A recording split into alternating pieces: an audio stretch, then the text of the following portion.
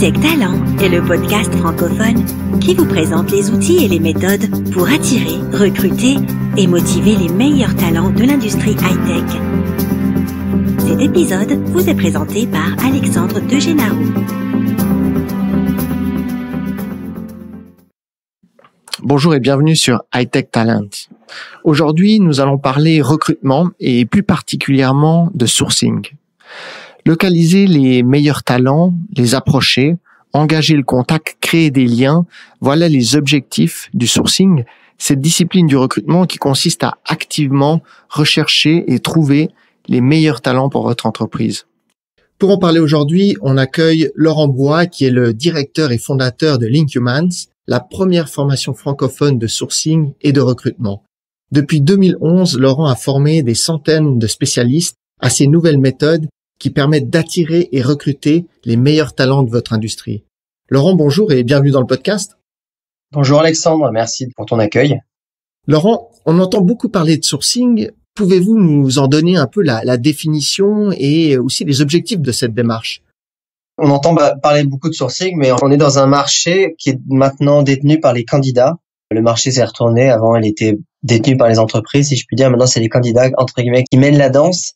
Et du coup, effectivement, les gens se rendent compte que le sourcing, c'est devenu un élément important, mais ils s'en sont rendus compte bien avant, ça fait déjà 2-3 ans, que le sujet est revenu sur la table, parce que pendant très longtemps, le sourcing a été le parent pauvre du recrutement, et plus globalement, on revient après sur le sujet des RH, mais le sourcing a été le parent pauvre du recrutement, avec une place, on va dire, voilà, t'es jeune, t'as un ordinateur, le voici, et tu te débrouilles, tu nous trouves des profils. Aujourd'hui, ça a beaucoup changé. On s'est rendu compte que c'est une activité stratégique. Si on n'a pas les bonnes personnes à faire entrer dans le pipe de recrutement, on peut pas faire de belles évaluations, on peut pas faire de beaux entretiens. Et du coup, voilà, aujourd'hui, entre guillemets, le sourcing est devenu fashion, ce qui n'était pas le cas il y a 5 à 10 ans. Et bon, pour moi, c'est un vrai progrès. Et je suis plutôt satisfait. Alors, je sais pas si j'ai répondu à ta première question. C'était une définition du sourcing. Et justement, pour ceux qui connaissent pas du tout, qu'est-ce que le sourcing par rapport au recrutement classique ou par rapport à la chasse ? Alors, si on prend déjà le sourcing, c'est intéressant. Si on prend l'étymologie du mot sourcing, ça vient. Si vous tapez sourcing dans Google, vous voyez que ça vient avant tout de la logistique. On le voit bien, un sourcing, c'est un terme qui vient des achats. Comment sourcer, comment trouver, comment identifier. Et du coup, par extension, si on le duplique dans le recrutement, on a quelque chose d'assez simple. Le sourcing, c'est toute activité de recherche, d'identification et d'engagement des personnes. Et souvent, quand on parle de sourcing, les gens croient que c'est juste envoyer des mails, approcher, mais ça va aussi dans l'engagement. C'est-à-dire que ce qu'on appelle, nous, la préqualification téléphonique, donc l'appel, le premier appel, ça fait partie du sourcing. D'accord. Donc, c'est vraiment toutes les méthodes qui vont nous permettre d'aller chercher les candidats. On parle souvent Et de les engager. Et de les engager, ouais, tout à fait. D'être en contact avec. On parle souvent de candidats sur le marché et dans le marché. Et on dit souvent que par le recrutement classique, en mettant des annonces, on attire les candidats qui sont sur le marché. Et le sourcing, c'est peut-être plus la possibilité et la capacité d'aller chercher les candidats dans le marché, ceux qui sont à l'écoute de nouvelles opportunités, mais pas forcément en recherche active et qui vont pas forcément répondre à une annonce. Donc, du coup, c'est un peu ça, finalement. Oui et non. C'est-à-dire que, en fait, le sourcing, ça contient 2 choses très simples. Le sourcing, ce que j'appelle, moi, passif, à savoir des gens qui, tout simplement, répondent à des annonces. Et actif, à savoir des gens qu'on va aller chercher de façon active, proactive sur le marché. Et c'est vrai qu'aujourd'hui, on a tendance à confondre sourcing avec sourcing actif. Or, le sourcing contient aussi la dimension annonce. C'est pour ça que j'aime bien distinguer les deux. Et dans ce que tu dis, on voit bien qu'effectivement, le sourcing est vu énormément sous la partie active. Je vais chercher vers des gens notamment qui sont en poste. Or, la définition de base, vraiment, ça comprend les 2 éléments, et passif et actif. D'accord, parce qu'on voit beaucoup de grosses structures qui sont très mises en avant dans les médias, qui intéressent beaucoup les candidats, donc des structures qui reçoivent toute l'année un flot de CV très important de candidatures, qui ont quand même des équipes de sourcing qui en mettent quand même en place. Quel est le but pour elles puisqu'elles ont un flot continu toute l'année de candidats ? Alors, c'est une question qui est vraiment intéressante. C'est très paradoxal quand on y pense. C'est qu'effectivement, des gens comme L'Oréal, Google, ils reçoivent des millions de CV. L'an dernier, L'Oréal, c'était un peu autour d'1 million de CV reçus, donc c'est gigantesque. Mais la problématique, c'est qu'en fait, eux, ils savent très bien que les gens qui postulent chez eux ne sont pas nécessairement les gens qui veulent avoir dans leur entreprise. Je m'explique. C'est un exemple que j'utilise tout le temps, mais L'Oréal, 80-90% des CV qu'ils reçoivent sont des CV du marketing. Or, 90% des jobs chez L'Oréal ne sont pas des jobs de marketing. Ils ont de plus en plus des besoins dans le digital, notamment ils cherchent des développeurs, des métiers du digital.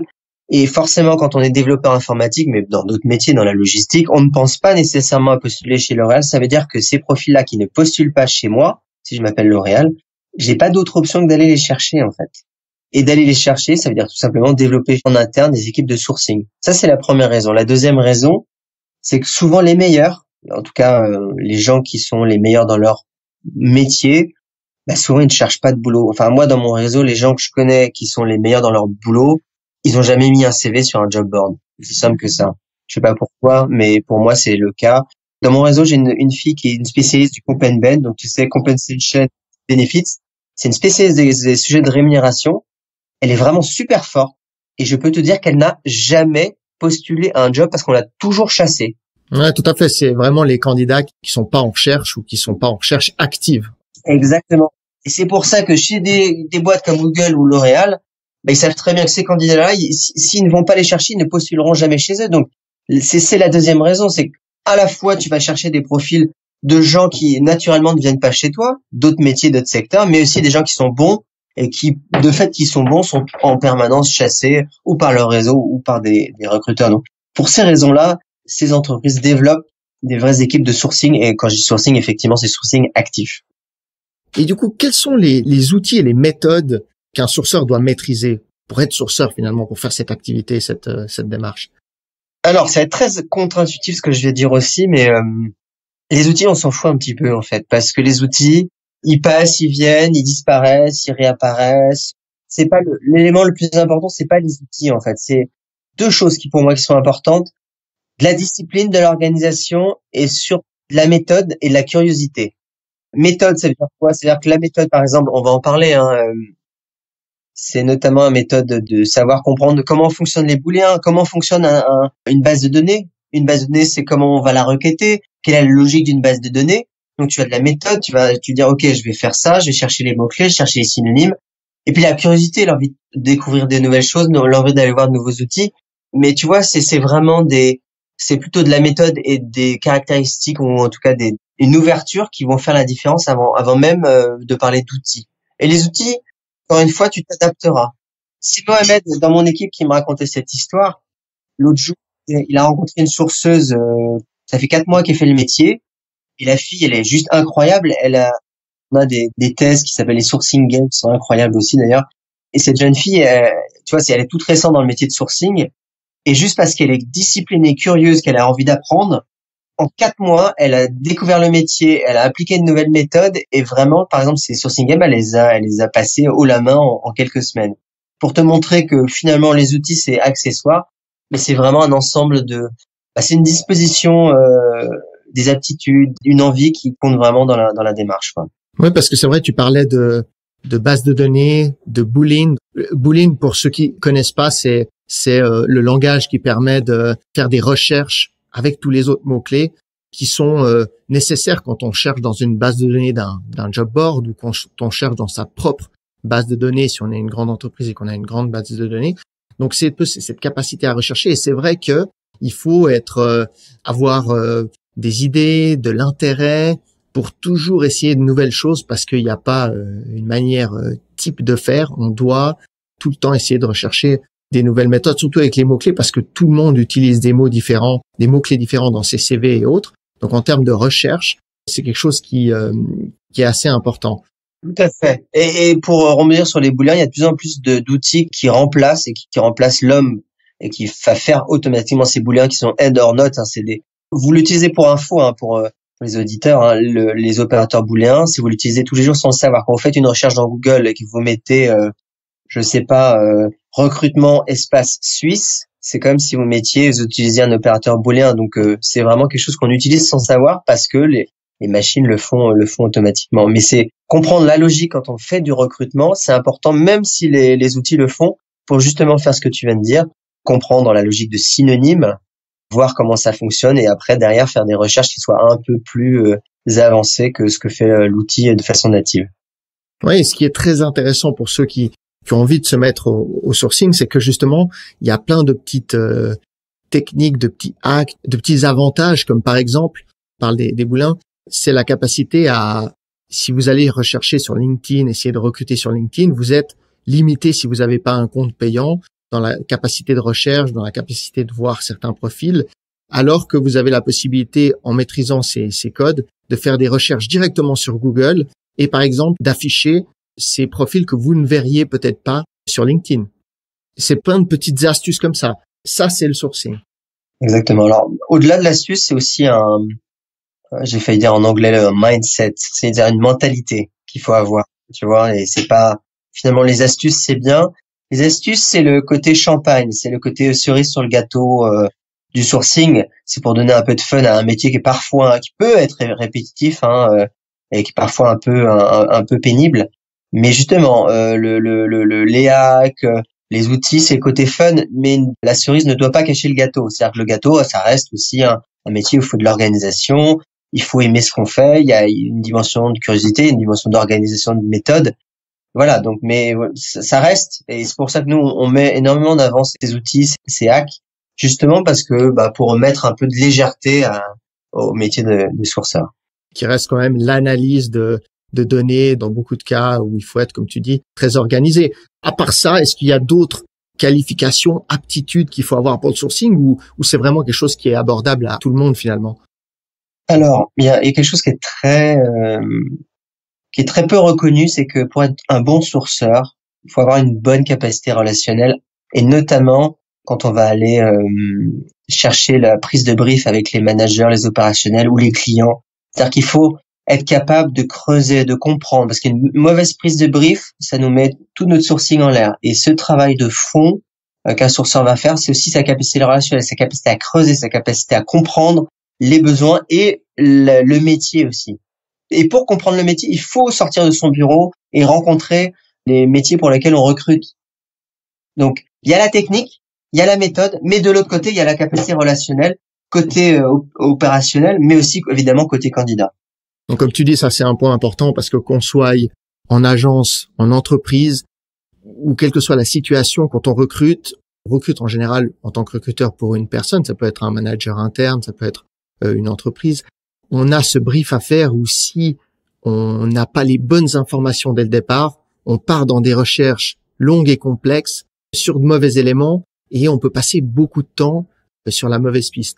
On perd son temps. On perd son temps, ça c'est sûr. Ouais. On passe à côté du vrai sujet. Tout à fait. Et après, c'est revenir en arrière, se rendre compte qu'on a fait une erreur et tout recommencer. C'est le cas de dire tout recommencer pour réorienter sa recherche.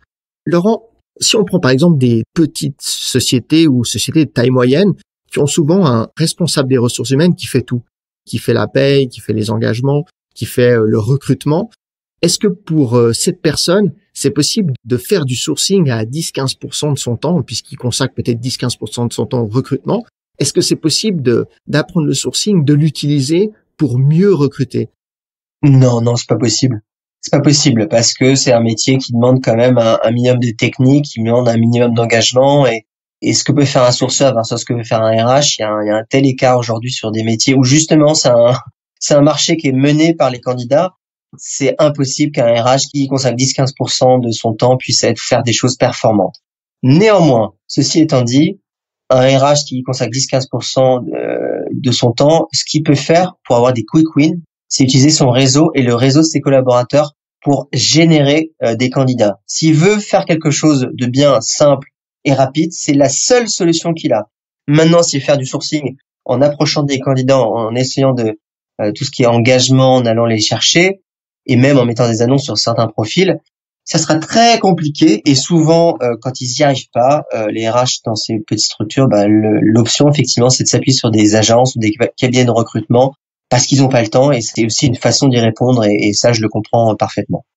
Et si aujourd'hui un recruteur qui nous écoute a envie de commencer à faire du sourcing, quelles sont les premières choses à apprendre? Quels sont les premiers steps, si on veut, pour devenir sourceur?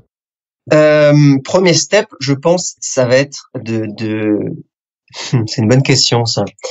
Ça va être de s'asseoir avec quelqu'un qui le fait déjà, discuter comment il fait son métier, comment il source, etc. Et passer du temps avec le manager, l'opérationnel, pour comprendre le métier avant même de se lancer. C'est-à-dire que d'un côté, je vais me former et comprendre, OK, comment tu sources, comment tu fais, quel est ton quotidien de sourceur. Et je pense que c'est un métier on apprend sur le job. Alors nous, c'est paradoxal parce que nous on fait des formations, on a tout un parcours de formation qui s'appelle 3 Academy où on accompagne nos recruteurs sur le sourcing, mais je pense qu'aussi en complément de ça, s'asseoir avec un manager qui fait du sourcing, voir son quotidien, comprendre ses méthodes, ce qu'il fait au quotidien, c'est vraiment la première étape. C'est s'immerger dans le métier avec quelqu'un qui le fait déjà, et je pense que ça reste une des façons clés de le faire. Et puis une deuxième façon, c'est que nous on écrit énormément d'articles sur le sujet pour se former, pour apprendre totalement gratuitement. Ça permet aussi aux sourceurs, en tout cas aux gens qui débutent, d'avoir des premières bases. La première base étant la plus simple, c'est que vous commencez s'il y a un vrai démarrage à faire. Au-delà aussi de s'asseoir avec une personne, c'est de voir comment fonctionnent des opérateurs booléens, vous donnera aussi une bonne base solide de démarrage, en tout cas sur ce métier-là, quoi.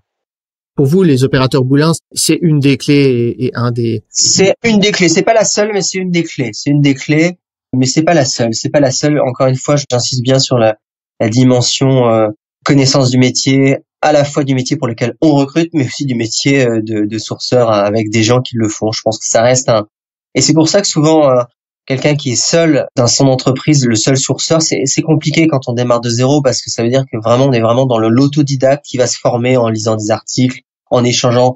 Notamment, il y a un truc que je trouve intéressant, c'est il y a une communauté en France de recruteurs qui s'appelle Recruiters Kitchen, qui est animée par Amélie Collinet et Benjamin d'Edgar People.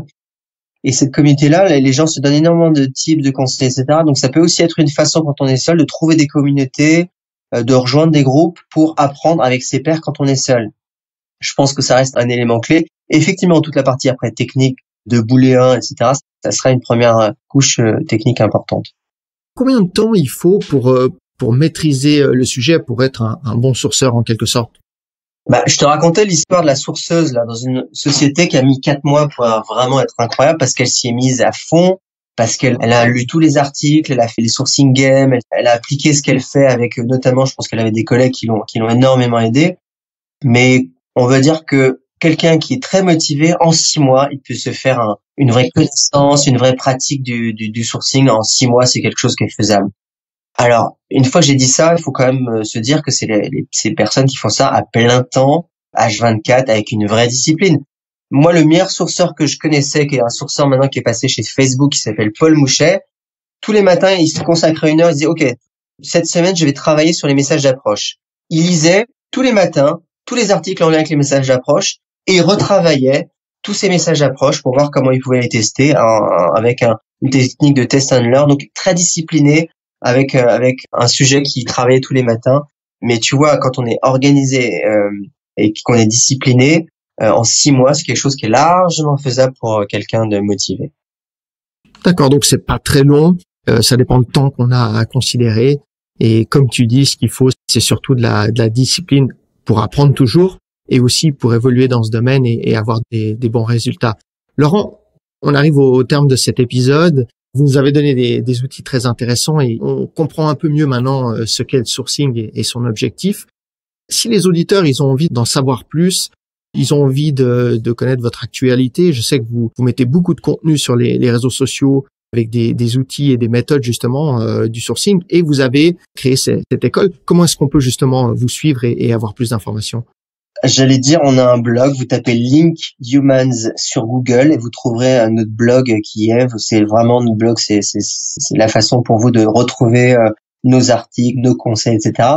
Et puis il y a quelque chose qu'on fait régulièrement, sur lequel moi je vous conseille de vous inscrire, c'est notre newsletter. On envoie régulièrement des infos, des jobs de recruteurs, des petits tips, des conseils sur notre newsletter. Pareil, quand vous allez rester sur le blog, il y a un petit encart, vous pouvez vous inscrire sur notre newsletter. Voilà, moi et chez Link Humans, on est à fond on pense que c'est un métier qui a besoin de se valoriser, le recrutement et en particulier effectivement le sourcing, et qu'il faut se soutenir, il faut se donner des conseils. Voilà, moi je crois vraiment, ça fait des années que je milite pour une valorisation, une revalorisation du métier. Et c'est pour ça que vous verrez d'ailleurs, on porte souvent des t-shirts I Love Recruiter, puisqu'on organise aussi des événements qui s'appellent les événements True dans toute la France, pour vraiment porter ce message d'amour, de progression, de valorisation et de professionnalisation d'un métier qui est vraiment qui est en plein changement. Et voilà, je milite pour ça depuis quelques années. Alors, merci beaucoup pour toutes ces infos. Merci aussi pour tout ce que vous faites pour le recrutement, parce qu'effectivement, je vois passer beaucoup de choses et je vois que vous faites beaucoup pour démontrer que le recruteur, c'est pas juste une personne qui refuse une candidature, parce que c'est vrai qu'on voit souvent le recruteur comme ça, le méchant recruteur, et c'est pas forcément que ça. Et vous faites vraiment beaucoup pour cette industrie.